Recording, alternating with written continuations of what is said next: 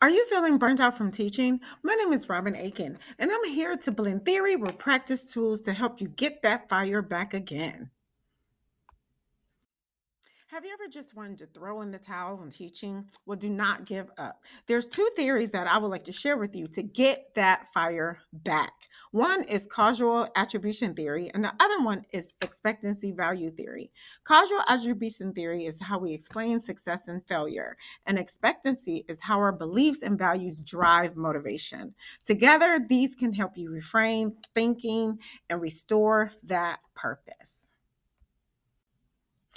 These are a few questions that I asked veteran teachers, and all of their answers varied. I asked them, do they still feel a purpose in the classroom? How connected do they feel with the students?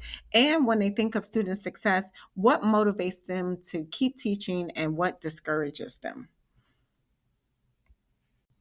Some teacher comments varied. One said, I've lost my touch as a teacher. One said that the system doesn't care about teachers anymore. This group of students are like really tough. And then one also said that they've been just too tired to plan. The first theory that I would like to discuss is causal attribution theory.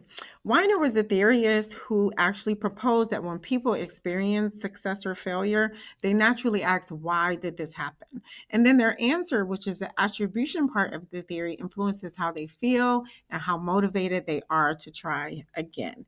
Trust me, you will get that fire back. Veteran teachers often explain success or failure in ways that can influence their motivation. And we interpret outcomes based on three different things: controllability, whether it's in or outside of our control. And they are more focused on like your effort and strategies. And this can promote persistence. Now, the stability factor, they view challenges as temporary rather than permanent. It prevents hopelessness. So if it's just something temporary, you can change that and shift your mindset from it being permanent. Now, the locus can be something that you're, given reason that something internal or external is the reasoning for your lack of motivation. But you can, once you recognize your own internal or external locuses, you can adjust that approach to restore that purpose for teaching again. Trust me. Many of these statements that the teachers felt before, the veteran teachers that I interviewed, you can change that and restore your zeal to teach again. For example, I've lost my touch as a teacher. That's more of a stable internal comment, so you can change that. Also, the system doesn't care anymore. That's something more external that you may can have control over and change that thought process as well.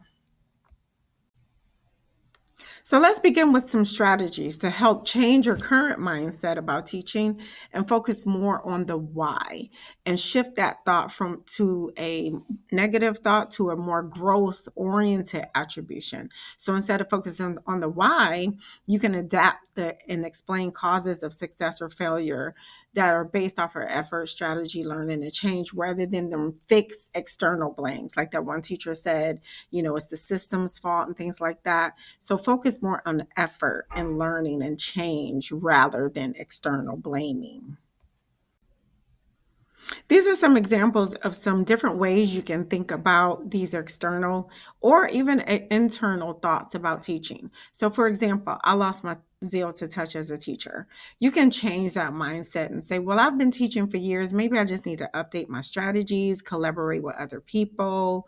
If it's an external blame on the system, you can say, okay, policies are changing, but I can focus more on my classroom and my culture. So again, these are things you can change within your thought process to help you get that zeal back again. In my clinical experience, applying the causal attribution theory to my life, it allowed me and guided me to listen more about to students, how they explain their success and failures, because often I had the same thoughts as some of my students, and these can be mirrored just the same. So I would often feel like students did not care about learning, so why bother? But then I started to shift my thought process and begin to replace my fixed belief with more functional, controllable attributions. And this slight, subtle change actually start to lift my slight burnout into a breakthrough. So instead of thinking about what didn't work, I started to improve more engagement, celebrating more, giving more positive feedback, and not really looking more at external factors, but celebrating all the progress of the excitement in my students learning in the classroom. And it actually worked. The second theory I'd like to share with you was actually developed by Jacqueline Eccles and Alan Wakefield. This can also help you get that passion to teach again. Expectancy value is how well a person believes they will do on a task, and value is how much they care about the value. That's important, is interested to them, and also the perceived cost. Is it useful? Is it a teaching task? So once you realize, is this important to me? What is the cost associated with this? Reducing cost allows you to increase your value and expectancy for a better outcome. And this can give you that zeal again to teach again, from burnout to breakthrough. Teachers can feel undervalued, overworked, and disconnected from their original purpose over time. So, what we want to do in expectancy value theory is increase that value and decrease the cost so you can feel more valued in teaching and also getting that fire back again. These questions. I asked 3 veteran teachers at my school how do they currently feel about teaching, and these were some of their comments. Let's take a listen. Well, it doesn't matter. I asked 3 veteran teachers at my school how do they currently feel about teaching, and these were some of their comments. Let's take a listen. I'm gonna be honest, I tried everything, but nothing seems to work anymore. I asked 3 veteran teachers at my school how do they currently feel about teaching, and these were some of their comments. Let's take a listen. To be honest, I don't even know if I'm making a difference with the students. I asked 3 veteran teachers at my school how do they currently feel about teaching, and these were some of their comments. Let's take a listen. Teaching really doesn't inspire me like it used to at the beginning. And I used to love. I asked 3 veteran teachers at my school how do they currently feel about teaching, and these were some of their comments. Let's take a listen. The thing is that these kids don't really respect us anymore, and I'm so. I asked 3 veteran teachers at my school how do they currently feel about teaching, and these were some of their comments. Let's take a listen. Teacher 1 said, it doesn't matter what I do. These kids just don't care.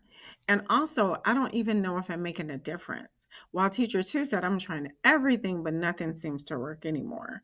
And it just doesn't inspire her like it used to. And then the last teacher said that she's just too tired of reinventing lessons and how she used to connect with the students, but just right now she feels totally disconnected. The first set of comments reflected low expectancy, which can lead to low confidence, feeling ineffective, and doubt that actions make an impact. And usually this loses the meaning or connection to teachers. The second set of comments shows loss of purpose and value, which declines motivation and reduce emotional engagement. Am I interested? Do I get enjoyment from this? What's the purpose? These statements can decline motivation and reduce emotional engagement. Here are some strategies for getting that fire back again and making your teaching feel valued. Think of what the student has thanked you for early in your career. Reflect on past successes. Model mastery experiences. Observe peers or co-teachers to rebuild teaching confidence. Maybe leverage technology effectively. You want to use new tools that can restore a sense of relevance and competence. And also to increase value, connect lessons to teacher identity and passion. Why did I become a teacher in the first place? How does this lesson fulfill that? And then lastly, incorporate autonomy and creativity. Again, I want to go back to observe maybe other peers or co-teachers short lessons to rebuild your confidence in teaching again. Incorporating these strategies daily will rebuild your confidence over time. Guaranteed. Although in the comments, teachers did not necessarily express the cost of expectancy, you may have thought to yourself, the emotional toll is too much for me lately, or maybe there's too much pressure and not enough support. There's no time for planning, reflection. I'm guilty of that. It's like, I don't have time to do this. So, to reduce your cost, promote realistic scheduling. Encourage leaders to provide recognition for you. Seek administrative support. Also, another thing is that peer collaboration, share planning, and resource exchange. These strategies will lower effort, cost, and increase belonging. When teachers thrive, students rise. Overall, my clinical experience reflected expectancy, value, and cost. A student who initially demonstrated low motivation in science brought down his confidence and hesitation to engage in a task he believed he actually could not complete. So, to address this, I implemented strategies that built his sense of competence, including highlighting his strengths in his work, offering opportunities to redo assignments, reinforcing small academic successes. And these actions help him see evidence of his improvement, which reduced his fear of failure, increased his belief, and that he was capable of succeeding in science. This also gave me that fire back that a student actually cares and can actually be interested in the subject. Simultaneously, I worked to enhance the students' perception of science and connected those terms to real life situations. And through the discussions of scientific thinking and the application of critical thinking, I allowed this student to have that room to feel that he can grow in what he thought he lacked. To reduce these perceived costs, I broke learning into smaller, manageable components. I did not overwhelm the students with too much vocabulary for science. So I, again, connected that terminology with familiar concepts that the student was also familiar with. So all these strategies lowered his emotional costs and making the process feel more accessible and less intimidating. And me creating a supportive environment and encourage leading to persistence.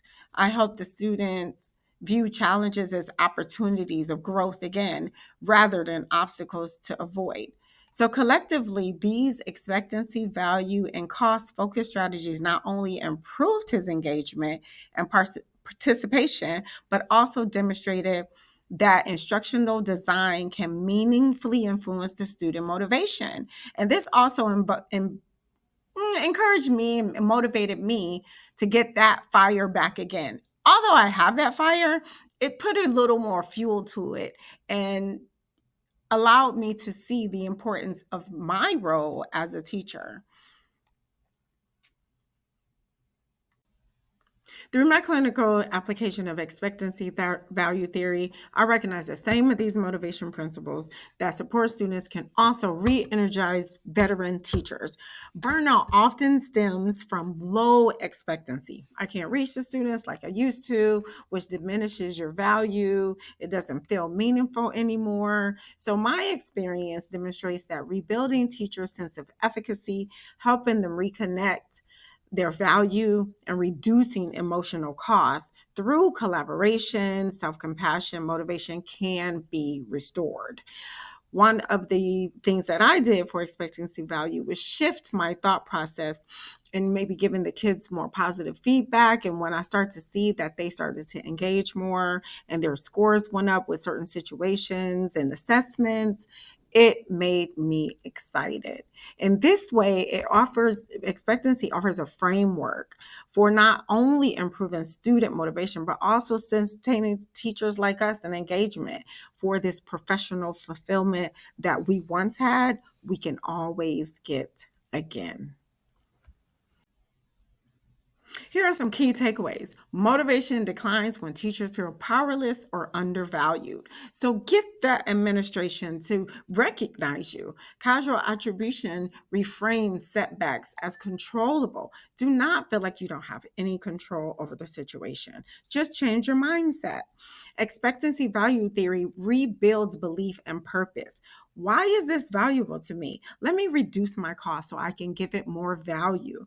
Motivation can be renewed through mindset and manageable change. It surely can. Trust me, I am a believer. So moving forward, you should reflect. What inspired you to teach? Why? What do I love about teaching?